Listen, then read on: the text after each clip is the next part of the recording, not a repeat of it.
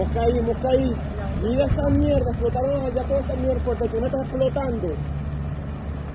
नमस्कार दोस्तों, आज हम जिस मुद्दे को डिस्कस करने वाले हैं वो वेनेजुएला पर अमेरिका के द्वारा किए गए आक्रमण से संबंधित है। उस देश की संप्रभुता, उस देश की राजनीतिक स्थिरता और भविष्य को तय करने वाली दिशा से संबंधित है। 3 जनवरी को अमेरिका के द्वारा वेनेजुएला पर हमला किया गया। अमेरिकी राष्ट्रपति का कहना है कि उन्होंने वेनेजुएला के राष्ट्र प्रमुख मादुरो और उनकी पत्नी को हिरासत में ले लिया है। इसके पीछे अमेरिका जो तर्क दे रहा है वो तर्क यह है कि वहां पर मादुरो सरकार जो है वो अवैध रूप से थी, वो ड्रग तस्करी में इन्वॉल्व थी और आर्थिक क्रियाओं को प्रभावित कर अंतरराष्ट्रीय कानूनों का हनन कर रही थी। वहीं एक वर्ग यह कह रहा है कि अमेरिका की नजर वहां के भू राजनीतिक वर्चस्व को बढ़ाने से संबंधित है, तेल संसाधनों पर थी और अमेरिका ने अपने हितों के लिए वहां पर आक्रमण किया है। इन सब में एक प्रश्न उठता है कि अंतरराष्ट्रीय कानून और इस तरीके की गतिविधियां केवल कमजोर देशों के लिए होती हैं या फिर बड़े देशों पर भी इनका कोई असर हो सकता है। प्रश्न बहुत सारे हैं और इन पर हम डिस्कस भी करेंगे, लेकिन क्या वेनेजुएला उसी बात का शिकार हुआ है जिसका लैटिन अमेरिकी देश हमेशा से शिकार होते आए हैं? अंतरराष्ट्रीय विषयों पर समझ रखने वाले और अंतरराष्ट्रीय समसामयिकी को पैनी नजर से देखने वाले आदित्य जी को मैंने आज कार्यक्रम में इनवाइट किया है। उनके साथ इस मुद्दे पर हम डिटेल चर्चा करेंगे। अब हम चलते हैं सीधे आदित्य जी के पास। आदित्य जी, स्वागत है आज आपके अपने कार्यक्रम में। और अमेरिका ने जो वेनेजुएला पे हमला किया, यह हमला क्या अचानक हुआ या इसके पीछे की ऐतिहासिक पृष्ठभूमि कुछ और है? बहुत सारे लेखों में, बहुत सारे सोशल मीडिया ट्रेंड्स में ये चीजें पढ़ने में भी आ रही है कि अमेरिका के इसमें जो हित हैं वो ऑयल और वहां की जियोपॉलिटिक स्ट्रेटेजी को लेकर के है। द्वितीय विश्व युद्ध के बाद, द्वितीय विश्व युद्ध के पहले का वहां का एक क्या सिनेरियो था, ह्यूगो चुवेज जो है उनके टाइम पीरियड में क्या चेंजेस अलग हुए। तो एक पूरा मैं चाहता हूं कि इसका एक हिस्टोरिकल फ्रेमवर्क के साथ इस सिचुएशन को, जो मादुरो को गिरफ्तार किया गया 3 जनवरी को, आप एक बार विस्तार पूर्वक कनेक्ट करें जिससे कि एक आम हमारा दर्शक जो है उसको समझ पाए कि मसला क्या है उसके लिए। धन्यवाद अर्जुन जी, कार्यक्रम में बुलाने के लिए। और जहाँ तक आप पूछ रहे हैं, तो देखिए, जैसा कि पहले भी हम इस विषय पर चर्चा कर चुके थे, आपसी चर्चा जो हुई थी, तो जहाँ तक ऐतिहासिक पृष्ठभूमि है, तो जाहिरा तौर पर ये कोई हमला अचानक से हमला हुआ नहीं है। ऐसा नहीं है कि अचानक एक रात ट्रम्प भाई साहब को सपना आया और उन्होंने वेनेजुएला पर हमला कर दिया। तो ये जैसा कि एक चर्चा मैंने की भी थी कि मुनरो नीति के बाद कॉन्टिन्यूटी में अमेरिका का फोकस वेस्टर्न फ्रंट पे रहा है, वेस्टर्न हेमिस्फीयर पे। लेकिन मौजूदा दौर में जो स्ट्रेटेजिक चेंज अमेरिका ने किए हैं, खास करके चीन की बढ़ोतरी के बाद और यूरोपियन यूनियन के कमजोर होने के बाद, उन्होंने ये फैसला दोबारा से किया कि हम कैरेबिया में और जो नॉर्थ अमेरिका का पूरा हिस्सा है, वहां पे हम सेंट्रल अमेरिका हो, नॉर्थ अमेरिका हो, साउथ अमेरिका हो, उधर के पूरे हिस्से पे उनको उस तरह से कंट्रोल चाहिए जैसा कि वो पहले करते रहे हैं। आमतौर पे अपनी सरकारें बैठाना, पिट्ठू सरकारों को बैठाना और तमाम तरह के विद्रोह को जन्म देना, वहाँ जो स्टेबलाइज गवर्नमेंट है उनको हटाते रहना। जाहिर तौर पर इसके पीछे तो संसाधनों पे कब्जे की ही बात मूल रूप से आई है। ऐतिहासिक तौर पर अगर देखें तो हम देखते हैं कि शीत युद्ध के दौरान बहुत से देशों में, मसलन ग्वाटेमाला से लेके, आप देखिए क्यूबा से लेके, क्यूबन मिसाइल क्राइसिस तो बहुत मशहूर है, बहुत से लोग जानते हैं, कोल्ड वॉर। डोमिनिकन रिपब्लिक से लेकर तमाम सारे ऐसे देशों में ये कार्रवाइयां हुई हैं। चिली में शीत युद्ध के बाद इस तरह की कार्रवाई अमेरिका ने की है। ये मैं पनामा का जिक्र विशेष तौर पर करना चाहूंगा। पनामा में 89 में संभवतः एकदम सेम इसी लाइन को लेते हुए अमेरिका ने कहा कि पनामा से ड्रग और की तस्करी हो रही है और हम उसको रोकना चाहते हैं। तो इस तरह की बातें तो अमेरिका ने कॉन्टिन्यूटी में की है, ये उसकी नीतियों का हिस्सा ही रहा है कि दूसरे देशों के संसाधनों को किस तरह से लिया जाए। इसमें और भी पेच हालांकि अभी हैं, और भी बहुत सारे मसले अभी जो हैं वेनेजुएला के अटैक के कारण हो सकते हैं और हैं भी, लेकिन मूल रूप से तो यही मामला है जो सभी जगह आ रहा है। ठीक है। देखिए, आपने यहाँ पर जो बात की कि अमेरिका का तर्क आप बता रहे हैं कि अमेरिका का तर्क ये रहा कि भाई ड्रग तस्करी और ड्रग से रिलेटेड जो उसकी गतिविधियां थी उसको लेकर के, इंटरनेशनल कानून को लेकर के अमेरिका ने हस्तक्षेप किया। आपने एक पक्ष यहाँ पर भी रखा जो उसके ऑयल से संबंधित, और फिर पनामा, और फिर आपने जो कई अन्य देशों के उदाहरण के संदर्भ में भी बातें की। अब यहाँ जो प्रश्न उठता है वो प्रश्न है कि क्या ये किसी देश की संप्रभुता पर इस प्रकार से हमला किया जा सकता है, किया जाना उचित है? और अगर किया जा रहा है, मान लीजिए ड्रग्स का भी आप हवाला दे रहे हो, तो अमेरिका को ये अधिकार कहाँ से प्राप्त होता है? अमेरिका अपने व्यक्तिगत हितों के लिए, या कह सकते हैं कि ड्रग्स की रसीद फाड़कर इस तरीके की गतिविधि किसी देश में जाकर करता है, और संयुक्त राष्ट्र जैसी संस्थाएं मौन बनी रहती है। देखिए देखिए देखिए अर्जुन जी, अभी थोड़ी देर पहले सिक्योरिटी काउंसिल की बैठक आज थी 10 बजे से। हम्म। मैं उसको देख रहा था, तो अभी तो उसमें कोई ऐसा प्रस्ताव पारित नहीं हुआ है। संभवतः वीटो भी लग जाए अगर अमेरिका की निंदा का प्रस्ताव आए तो। हम्म। अ, महासचिव ने कुछ कहा जरूर है कि ऐसा करना ठीक नहीं था। तो एक तो देखिए कि अमेरिका लगातार इस बात को अपना जो तर्क दे रहा है। अमेरिका कह रहा है कि हम यूएन चार्टर 51 के तहत हमने ये कार्रवाई की है, आत्मरक्षा का अधिकार हमको है और हमने इस कानून के तहत ये कार्रवाई की है। लेकिन सवाल ये है कि अब मैं आपको बताऊं कि बीबीसी की एक रिपोर्ट है, जिस ड्रग कार्टेल की वो बात कर रहे हैं, बीबीसी की उस रिपोर्ट में जिक्र है कि वैसा ड्रग कार्टेल एग्जिस्ट ही नहीं करता। ओके, बड़ी बात कह रहे हैं अब आप। जी, जिसका जिसका एग्जिस्टेंस ही नहीं है, उस मसले को लेकर अब मतलब वो भी संशय है कि वो है भी कि नहीं है, क्या है कोई नहीं जानता है।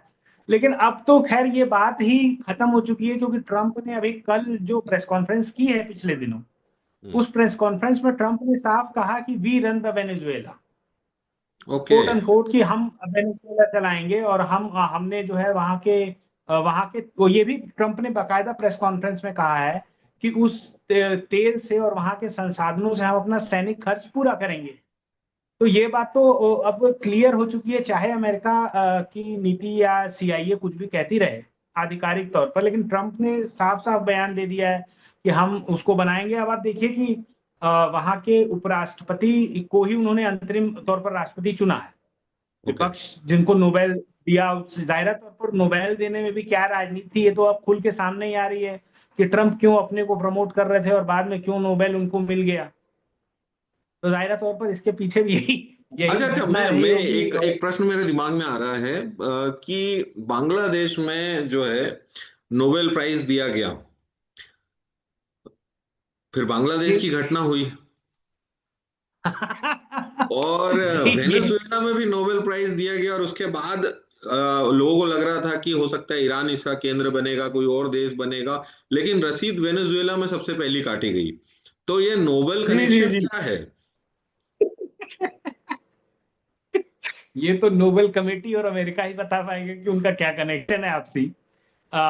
इसमें देखने की चीज ये है कि फिलहाल जो घटना हुई है उसमें अमेरिका का जो पक्ष हमेशा से रहा है, जैसे एक पक्ष अमेरिका रखता रहा है कि हम एक्सट्रीमिज्म का विरोध करते हैं या रिलीजियस फंडामेंटलिज्म के खिलाफ हम लड़ाई लड़ रहे हैं। तो आप देखिए कि हम अगर मध्यपूर्व में भी आकर देखें, मतलब हम अगर कैरेबिया को छोड़ दे, लैटिन अमेरिका को छोड़ दे, वहां तो उनका लगातार झगड़ा है ही, हमेशा से है। मध्य पूर्व में भी हम देखें तो मध्य पूर्व में भी उनकी स्थिति यही रही है, उन्होंने लगातार इस तरह के हमले किए हैं, चाहे लीबिया हो, चाहे इराक हो, चाहे सीरिया हो। सीरिया में तो देखिए अब उनकी पोल पट्टी ऐसे खुली है, जिन लोगों के खिलाफ उन्होंने लड़ाई लड़ी तथाकथित रूप से, उन्हीं को उन्होंने सरकार में बैठा दिया, बशत के खिलाफ जिन्होंने जिसको जिसको आतंकवादी घोषित किया हुआ था। अब वो अफगानिस्तान सरकार तालिबान चला रहे मॉडल हैं। कह सकते हैं। आप अफगानिस्तान का उदाहरण ले सकते हैं। तो देखिए बहुत सारी ऐसी चीजें हैं। अब अमेरिका अगर ये कहे कि मैंने जो है ये फंडामेंटलिज्म के खिलाफ ऐसी कोई लड़ाई लड़ी है या लोकतंत्र को स्थापित करने की लड़ाई लड़ी है, तो ये तो अब पुरानी बातें हो चुकी हैं। साफ तौर पर कोई किसी देश का राष्ट्रपति, डोनाल्ड ट्रंप अमेरिका के राष्ट्रपति, साफ तौर पर प्रेस कॉन्फ्रेंस में जब ये बात कह रहे हैं कि हम उस तेल से और उस संसाधन से अपने सैनिक खर्च और बाकी खर्च को की भरपाई कर लेंगे, तो ये तो अब बात साफ हो गई है कि क्या करना है इसमें, क्या उनकी योजना क्या थी क्या नहीं थी। ठीक है। इसको हम ऐसे देखते हैं कि ईरान, वेनेजुएला, लीबिया, क्या ये एक ही श्रृंखला के हिस्से हैं? और इसमें हमारे मोदी जी के परम मित्र डोनाल्ड ट्रंप जो है, इसको अपनी किसी न किसी योजना के तहत ऑपरेट करके एक चैनल बनाते चल रहे हैं, और इसके लिए वो अलग अलग तर्क जरूर दे रहे हैं उन संगठनों को। जैसे संयुक्त राष्ट्र में आपने चार्टर्ड की 51 की बात की, लेकिन इसके पीछे उनके व्यक्तिगत और राजनीतिक हित जुड़े हुए हैं। जाहिरा तौर पर देखिए, इसको समझने के लिए हमें थोड़ा सा अर्थशास्त्र को समझना पड़ेगा, इसके पीछे के अर्थशास्त्र को। खेल देखिए, एक्चुअली ये है कि तेल का जो पूरा खेल है, और तेल ही नहीं, वेनेजुएला में देखिए लौह अयस्क बहुत बड़ी मात्रा में पाए जाते हैं, तमाम खनिज बहुत बड़ी मात्रा में पाए जाते हैं, सोना बहुत बड़ी मात्रा में पाया जाता है। तेल का तो खैर वो प्राकृतिक भंडार है ही, तेल का और प्राकृतिक गैस का, बहुत सारी ऐसी चीजें हैं जिसका जो तमाम प्राकृतिक संसाधनों की बड़ी मात्रा में वहां वो उपलब्ध है। इसके अलावा मीठे पानी की बहुत बड़ा स्रोत है वेनेजुएला। तो ऐसे तौर पर तो ये जाहिर तौर पर ये समझ में आता है कि उनको वहां के संसाधन चाहिए, अमेरिकी कॉरपोरेशंस को वहां के संसाधन चाहिए, जो ओलिगार्क्स हैं वहां के, उनको उनके संसाधन चाहिए, और लगातार अमेरिका ऐसा करता रहा है। लेकिन इसको ऐसे भी देखने की जरूरत है कि बार बार अमेरिकन डोमिनेंस को जब चुनौती देने की कोशिश हुई है, चाहे ईरान द्वारा हो या उसके पहले अन्य देशों के द्वारा हो, तो उसमें एक पॉइंट बार बार ये आता रहा है कि जब भी किसी देश ने डॉलर के बजाय किसी और मुद्रा में उस एक्सचेंज का, उस तेल के या संसाधनों के एक्सचेंज के लिए डॉलर के अलावा अपनी मुद्रा का इस्तेमाल किया है, या जैसे वेनेजुएला के केस में बार बार ये बात आ रही थी कि चीन से वो युआन में डील कर लेगा, यूरो में डील ब्रिक्स करेगा, ब्रिक्स यूरो। ब्रिक्स भी उसका चर्चा का केंद्र है। ब्रिक्स में भी वेनेजुएला वैसे इसका हिस्सा तो नहीं है, लेकिन वेनेजुएला ने लगातार ये प्रयास किया कि वो ब्रिक्स से जुड़ा जाए। ब्रिक्स की अपनी मुद्रा बनाई गई है डॉलर को चुनौती देने के लिए, हालांकि वो सफल कितनी है तो हम जान ही रहे हैं। हाँ, और उसमें कितनी डील्स हो रही हैं, लेकिन कहने का मतलब है कि अमेरिका के जब भी डॉलर को आप चुनौती देते हैं, कोई भी देश डॉलर को चुनौती देता है, तो जाहिर तौर पर वहां अमेरिका के पूरी वित्तीय संरचना को खतरा उत्पन्न हो जाता है। ओके। तो उस वित्तीय संरचना को बचाने के लिए अमेरिका जाहिर तौर पर कुछ इस तरह की कार्रवाइयां करता ही करता है, और हमेशा से करता रहा है, ठीक है। क्योंकि डॉलर उसका बैकबोन है। बिना डॉलर के उसका काम चलता नहीं है। अगर अगर अगर अगर डॉलर के अलावा दूसरी मुद्राओं में इस तरह की डील्स होने लगी, इस तरह के पैसों का आवागमन शुरू हो गया, तो उनके डोमिनेंस को चुनौती मिल जाती है, उनका उनका पूरा सिस्टम कोलैप्स हो जाएगा, क्योंकि वो उसी से अपनी भरपाई, अपने घाटों की भरपाई करते रहते हैं। ओके। और आप जान रहे हैं कि अमेरिकन जो सोसाइटी है वो जाहिर तौर पर एक कोर कैपिटलिस्ट सोसाइटी है। वहाँ के जो नियामक हैं वो वही ओलिगार्क्स हैं, वहाँ के जो नियामक हैं वो वही बड़े पूंजीपति हैं, जिनको तमाम देशों के संसाधन चाहिए होते हैं अपने देश की अर्थव्यवस्था को और अपने व्यवसाय को चलाने के लिए। तो अब इस दृष्टिकोण से देखते हैं तो जाहिर तौर पर ईरान हो या कोई अन्य देश हो, जब भी डॉलर को चुनौती कोई देने की कोशिश करता है, उसके लिए एक टर्म यूज करते हैं वो पेट्रो डॉलर। जब भी डॉलर को कोई चुनौती देने की कोशिश करता है, चाहे चीन हो चाहे कोई अन्य देश हो, तो उसके खिलाफ वो कार्रवाई करते हैं। चीन के साथ बेनिफिट ये है कि चीन मैन्युफैक्चरिंग का बहुत बड़ा हब चूंकि बन चुका है, तो चीन से ऐसे लोहा लेने की ताकत तो आत्मनिर्भर। नहीं है। हाँ, और दूसरी बात यह है कि जैसे वेनेजुएला के पास भी बड़ी मात्रा में जो प्राकृतिक संसाधन है, तेल और गैस के अलावा मेटल है, तमाम सारे इस तरह की चीजें हैं जो मैन्युफैक्चरिंग में बहुत काम आती हैं। आप देखेंगे तो वेनेजुएला में अभी भी बहुत सारी अमेरिकन कंपनियां अभी भी काम करती हैं। मतलब इवन बोलिवोरियन रिवॉल्यूशन के बाद जो 1999 में हुआ, जिसके बाद ये सरकार बनी हुई थी, ठीक है। इसको अनस्टेबल करने की कोशिश अभी कुछ साल पीछे भी हुई थी। बाद ठीक है। में फिर वहां राष्ट्रपति मुद्रो की वापसी हुई थी। तो अब इसको इस तरह से अगर देखा जाएगा, तब हमको ये नजर पड़ता है कि ये लड़ाई तो लंबे समय से है, और लड़ाई तो मूलतः संसाधनों की ही है।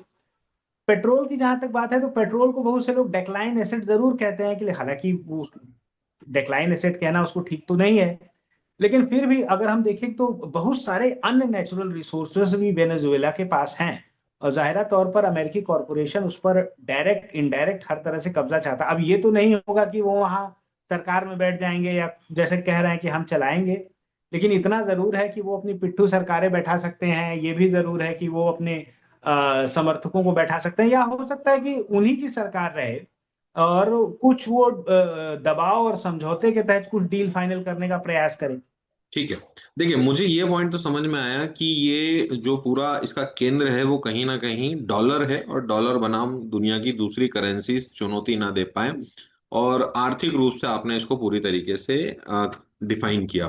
जब चुनौती और डॉलर की बात आपने कर दी तो मुझे तो समझ में ये आ रहा है कि भाई भारत के लिए कोई खतरा नहीं है, क्योंकि भारत तो चुनौती में है ही नहीं डॉलर की। तो जी।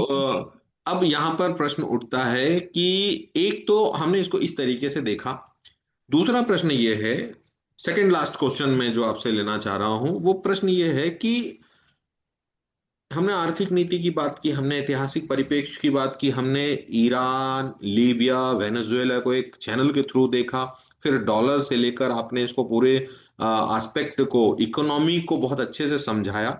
अब मैं पूछना चाह रहा हूं कि एक देश जिसका राष्ट्रपति, जिसकी पत्नी को एक देश का राष्ट्रपति उसके आदेश पर बुलवा लेता है और उस देश की सेना कोई प्रतिक्रिया नहीं देती, उस देश में कोई बहुत बड़ा रिटेलिएशन नहीं होता, उस देश के अंदर उसको बचाने की कोई बात अचानक नहीं दिखाई देती है, डिफेंड करने की बात, ये कितना रियलिस्टिक लगता है कि भाई उसने कहा कि इतना दम है तो मुझे उठा लो, और वो उसे उठाकर अमेरिका ले जाता है डोनाल्ड ट्रंप।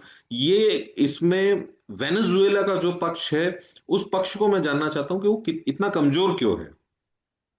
हाँ, देखिए, अभी वेनेजुएला के उपराष्ट्रपति और सैन्य प्रमुख ने भी बयान दिया है।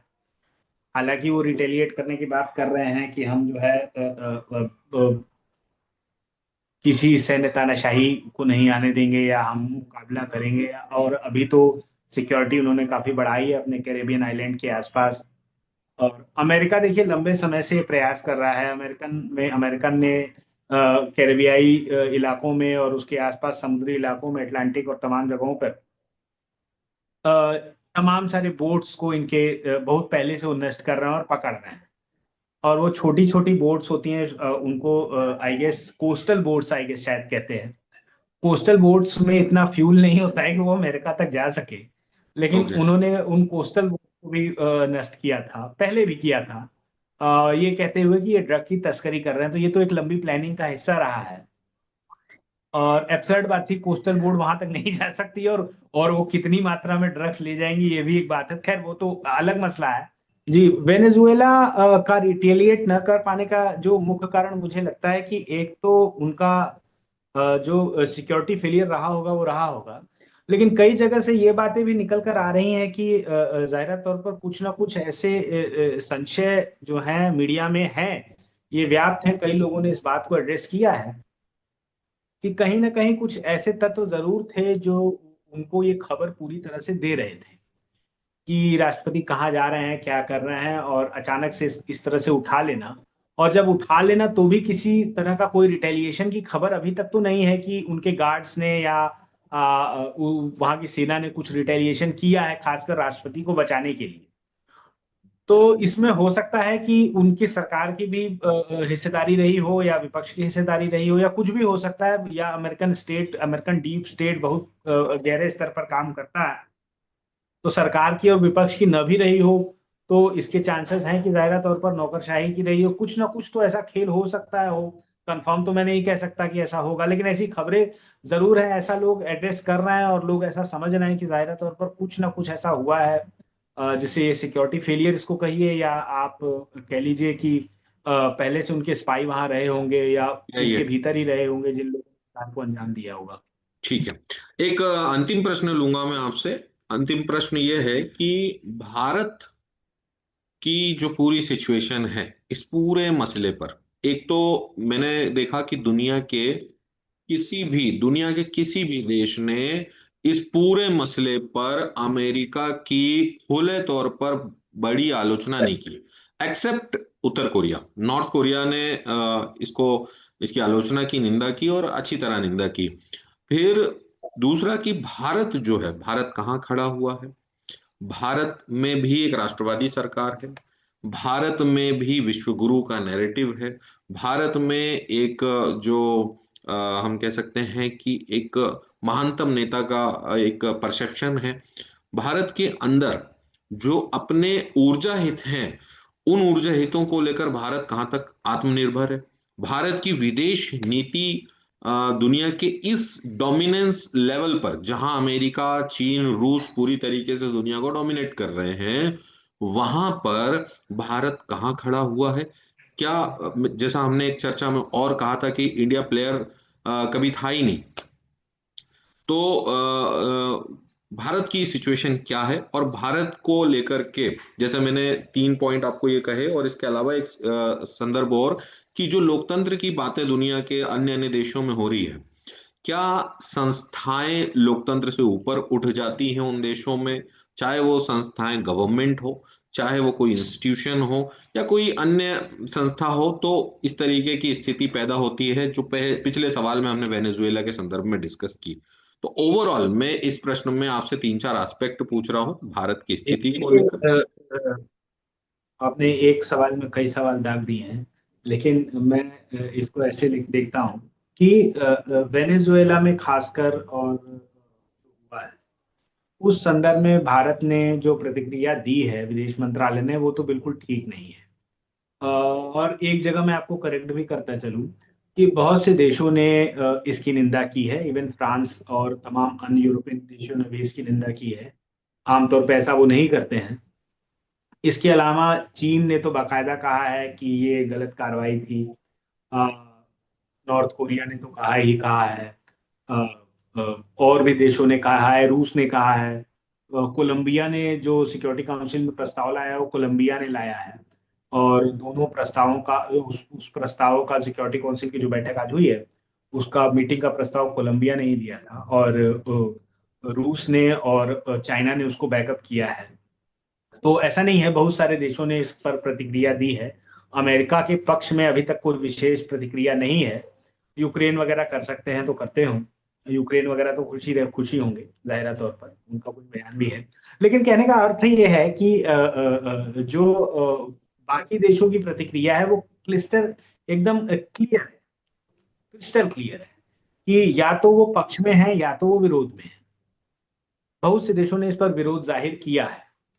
बात जहां तक भारत की है, तो भारत ने ऐसा रास्ता तय किया है, ऐसा बयान दिया है, और पिछले बार भी हमने देखा कि भारत ऐसे ही बयान देता रहा है ईरान के मसलों पर। स्पष्ट नीति उनकी नहीं रही है कि हम कहाँ स्टैंड कर रहे हैं। भारत देखिए गुटनिरपेक्ष आंदोलन से निकला हुआ देश है, और भारत की खासकर दुनिया में भारत की बड़ी भूमिका रही है। कोरियन वॉर से लेके हम उसकी तमाम इतिहास जानते हैं। नेहरू का भारत था। लेकिन अभी जी जी अब जो नया भारत, जिसको कोट अनकोट नया भारत कहा जाता है, तो नया भारत ने ये प्रतिक्रिया की है कि भाई हम वहाँ के लोगों के वेल बीइंग के लिए सोच रहे हैं। और हम देख रहे हैं कि पीस एंड डायलॉग से बात सुलझ जाए। तो सवाल है कि किसी सोवरेन स्टेट में किसी देश का राष्ट्रपति अपनी सेना भेज के वहां की राष्ट्रपति और उसकी वाइफ को उठवा लेता है। तो इस पर तो स्पष्टतम प्रक्रिया देनी चाहिए। जबकि आप थर्ड वर्ल्ड कंट्री में के नुमाइंदे हैं, आप अपने को ग्लोबल साउथ का नुमाइंदा बनाना चाहते हैं। थर्ड वर्ल्ड तो आपको इस शब्द यूज नहीं करना चाहता, लेकिन ग्लोबल साउथ का आप नुमाइंदा बनना चाहते हैं, और आप उसका झंडा लहराना चाहते हैं। तो आपको अगर ये लग रहा है कि आप लीडर हैं, तो आपको जाहिरा तौर पर एक स्पष्ट स्टैंड लेना चाहिए। और इस मसले में तो देखिए वेनेजुएला से हमारा कोई स्पष्ट ऐसी कोई बहुत बड़ी डील नहीं है, और हमारा कोई वहां बहुत बड़ा इन्वेस्टमेंट नहीं है। चीन का तो खैर बहुत बड़ा इन्वेस्टमेंट है वेनेजुएला में, मतलब इंफ्रास्ट्रक्चर बनाने से लेके ऑयल रिफाइनरीज तक बहुत बहुत सारे उपक्रम वो करते हैं। हमारा तो ऐसा कोई डायरेक्ट संबंध नहीं है। लेकिन फिर भी नैतिक तौर पर नैतिक जिम्मेदारी लेते हुए जब भारत में राष्ट्रीय आंदोलन चल रहा था, तो बहुत से देश ऐसे भी थे जो कुछ न भी करते थे तो नैतिक जिम्मेदारी के तौर पर उसका समर्थन करते थे। ठीक है, ये तो स्पष्ट हुआ कि और भारत ने यहाँ पर जैसा लैटिन अमेरिका में जब आजादी की लड़ाई चल रही थी, और जब भी अमेरिका ने इस तरह का सप्रेशन ऑपरेशन करने की कोशिश लगातार तमाम सारे देशों में की है, चाहे चिली हो, पनामा हो, ग्वाटेमाला हो, क्यूबा हो, मोजाम्बिक हो, चाहे तुम और भी अन्य देश हों, तो इन सभी देशों में जब भी कोई घटना हुई है तो भारत ने स्पष्ट प्रतिक्रिया हमेशा ही दी है, मतलब आप 50 के दशक के बाद से अब तक ले तो। लेकिन अब ये जो सिचुएशन है, ये डर है शायद उनके कॉरपोरेशन से कि ज्यादा हमें नुकसान ना हो जाए या हमारा कुछ अहित ना हो जाए। तो इस तरह के आर्थिक हित अहित को लेकर नैतिक स्टैंड न लेना तो एक तरह से गलत बात है। नैतिक स्टैंड तो जरूर ही लिया जाना चाहिए। खास के एक और बात मैं इसमें ऐड करना जरूर चाहूंगा कि देखिए वेनेजुएला में भी जो बोलिवेरियन रिवॉल्यूशन के बाद जो सिस्टम बना है वो कोई बहुत फुल प्रूफ सिस्टम नहीं है। हालांकि वो उसको सोशलिस्ट सिस्टम क्लेम करते रहे लेकिन वो सोशल डेमोक्रेट सिस्टम रहा है। लेकिन एक चीज जो मैंने नोटिस की है और लगातार मैं देखता रहा हूं कि जो भी इवन आप सोशल डेमोक्रेटिक फैब्रिक या उस फ्रेमवर्क को भी फॉलो करना चाहते हैं, अगर यूरोप के अलावा वो आप कहीं करना चाहते हैं तो आप पर जाहिर तौर पर अमेरिका अपना डोमिनेंस दिखाने के लिए और उसको रोकने की जाहिर एकदम 100% कोशिश करता रहा है। तो जबकि यूरोप में आप देखें तो स्कैंडिनेवियन मॉडल चलता है, वहां से उनको तकलीफ उतनी नहीं होती है। लेकिन यहाँ लैटिन अमेरिका में हो या अन्य थर्ड वर्ल्ड कंट्रीज में कोई इस तरह का मॉडल यूज करे, इंडोनेशिया में यूज करे, इस तरह के देशों में यूज करे तो उनको खतरा हो जाता है।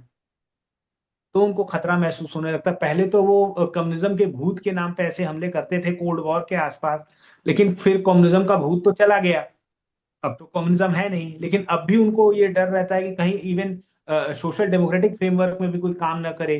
तो क्योंकि उससे लोगों का जो भला होगा वो तो होगा ही, साथ में कॉरपोरेशन का राष्ट्रीयकरण करना पड़ेगा या बहुत सारे बेनिफिट्स जो हैं वो उनके कॉरपोरेशन को नहीं जा सकेंगे जिससे वो डील कर सके और उनके संसाधनों को ले सके। और एक एक एक नेशनलिज्म का जो मूवमेंट होता है या उसमें जो नेशनलिज्म के तत्व होते हैं उससे भी डील करना मुश्किल हो जाता है। हाइपर नेशनलिज्म के खिलाफ ये लड़ने की बात करते हैं, लेकिन अभी जैसे हमारी चर्चा हुई कि सीरिया से लेके तमाम जगहों पर इन्होंने उन लोगों को समर्थन दिया हुआ है जिनके खिलाफ लड़ रहे थे। सऊदी अरेबिया में आप देख लीजिए, सऊदी अरेबिया में एकदम फंडामेंटलिस्ट सरकार तो है नहीं, वो तो मोनार्की है। तो उस तरह के सिस्टम को पूरा सपोर्ट आप करते हैं, वहां आपको खतरा नहीं होता, क्योंकि जहां इनके स्टेटस को कोई चैलेंज ना करे, जहां इनकी डील्स को लोग लेते रहे, जहां इनकी बात लोग मानते रहे, जहां से ये पैसा बनाते रहे इनके कॉरपोरेशन, और उसमें अमेरिकी जनता का भी कोई लाभ नहीं होता है। आमतौर पे हम देखते हैं अमेरिका में तमाम बड़े मूवमेंट्स होते रहते हैं और इस तरह के आंदोलन अमेरिका में लगातार होते रहे हैं। इवन अभी वेनेजुएला के मसले पर तो तमाम डेमोक्रेटिक सांसदों ने, रिपब्लिकन के एक दो सांसदों ने भी बयान दिया कि ये गलत किया। जोरान ममदानी वगैरह ने तो खैर दिया ही, जो न्यूयॉर्क के अभी मेयर नियुक्त हुए हैं। हम्म। तो ये तो एक अमेरिकन पूरी नीति ही ऐसी रही है। भारत में तो जैसी बात हो गई कि भारत में को तो स्टैंड बिल्कुल लेना चाहिए और भारत ने स्टैंड नहीं लिया है, ये तो मतलब गलत ही बात है। भारत को जाहिर तौर पर स्टैंड लेना चाहिए था। ठीक है, आज की हमारी जो ये चर्चा रही जिसमें आपने काफी विस्तार से पूरी वहां की भू राजनीतिक परिदृश्य को स्पष्ट किया, दुनिया के विभिन्न देशों में उसके क्या प्रभाव हो रहे हैं, अमेरिका की नीयत और नीति को बहुत ही तथ्यों के माध्यम से उजागर किया आपने, आर्थिक केंद्र जो बना हुआ है तेल को लेकर के अमेरिका की नजर में और बहुत सारे विषयों को लेकर के, न केवल तेल, आपने उसको उजागर किया, भारत की स्थिति, भारत की सिचुएशन, भारत के जो स्टेटमेंट्स हैं उस पर हमने चर्चा की, और एक बहुत ही हेल्दी डिस्कशन मुझे लगता है यूट्यूब में इस संदर्भ में हमारी ऑडियंस को मिलने वाला है।